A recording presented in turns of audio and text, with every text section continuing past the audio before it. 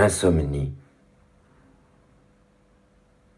Quand une lueur pâle à l'Orient se lève, quand la porte du jour, vague et pareille au rêve, commence à s'entr'ouvrir et blanchit l'horizon, comme l'espoir blanchit le seuil d'une prison, se réveiller, c'est bien, et travailler, c'est juste.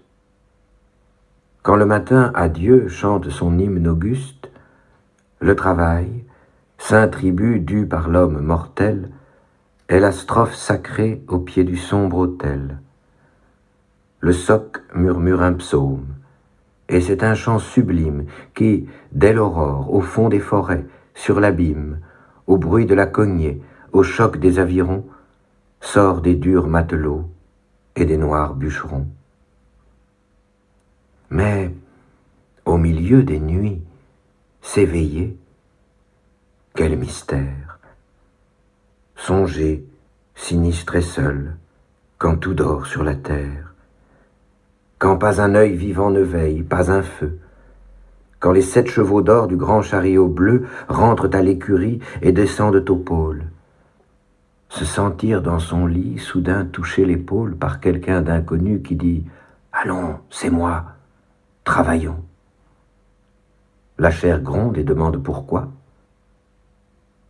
Je dors, je suis très las de la course dernière, ma paupière est encore du somme, prisonnière.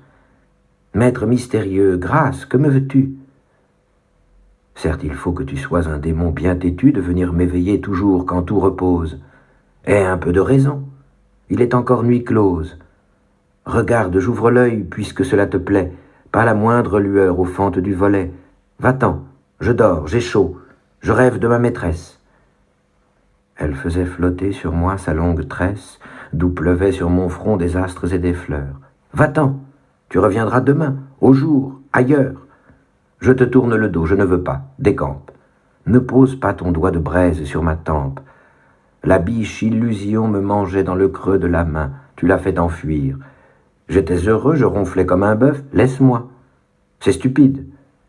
Ciel, déjà ma pensée, inquiète et rapide, file sans bout, se dévie et tourne à ton fuseau.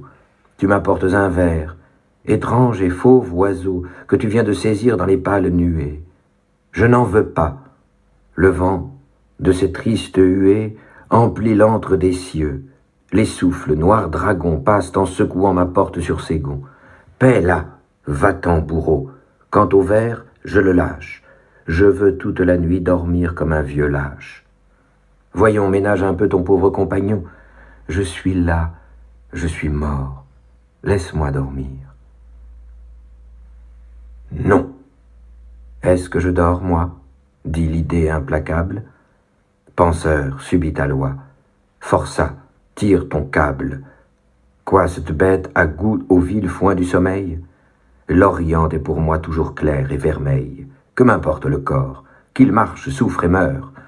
Horrible esclave, allons, travaille, c'est mon heure.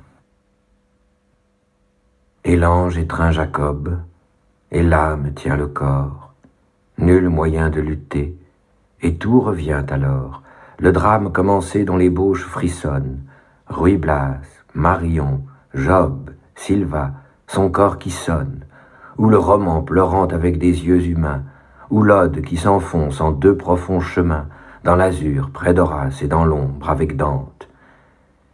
Il faut dans ces labeurs rentrer la tête ardente, dans ces grands horizons subitement rouverts, il faut de strophe en strophe, il faut de vers en vers, s'en aller devant soi, pensif, ivre de l'ombre. Il faut, rêveur nocturne en proie à l'esprit sombre, gravir le dur sentier de l'inspiration, poursuivre la lointaine et blanche vision, traverser, effarer, les clairières désertes, le champ plein de tombeaux, les eaux, les herbes vertes, et franchir la forêt, le torrent, le hallier, noir cheval, galopant sous le noir cavalier. 1843, nuit.